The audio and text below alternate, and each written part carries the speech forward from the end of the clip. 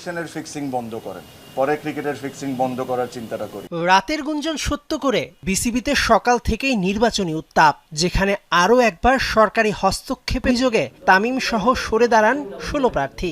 সব অভিযোগের তীর ছিল ক্রীড়া উপদেষ্টার দিকে। তামিম ইকবাল বলেছেন, মাঠের খেলার আগে বিসিবি নির্বাচনের যে ফিক্সিং হচ্ছে সেটা রোধ করতে।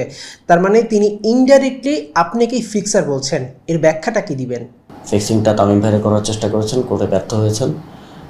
বিএনপি সভাপতি, সেক্রেটারিদেরকে ওনাদের পক্ষ থেকে কল দিয়ে বলা হয়েছে যে তাকে কাউন্সিলর দিতে হবে, ডিসিদেরকে ধমক দেওয়া হয়েছে, অনেক কিছু করা হয়েছে, সেগুলো নাই বলি। ফিক্সিংটা করতে ওনারা, মানে ইলেকশনটা ফিক্স করতে ওনারা ব্যর্থ হয়েছেন।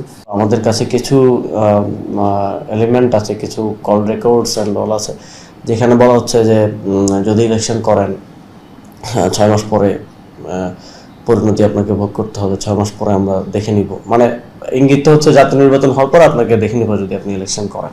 আজকে ভোরেও 6টা-7টার দিকেও আমার কয়েকজন সংগঠনের সাথে কথা হয়েছে, যারা আমার সাথে কথা বলছিলেন যে যারা আমাকে রিকোয়েস্ট করছিলেন যে বুলবুল ভাইয়ের সাথে কথা বলা, তারা কোন কমিটিতে আসলে তারা ফিট করবেন বা কোন কমিটি তারা রান করতে পারবেন, এই বিষয় নিয়ে কথা হচ্ছিল। এরকম সংগঠকরাও যখন উইথড্র করলো, তখন আমি একটু অবাক হলাম যে আমার তো কথা ছিল উনি ইলেক্টেড হলে কোন কমিটি উনি রান করবেন এই বিষয়ে।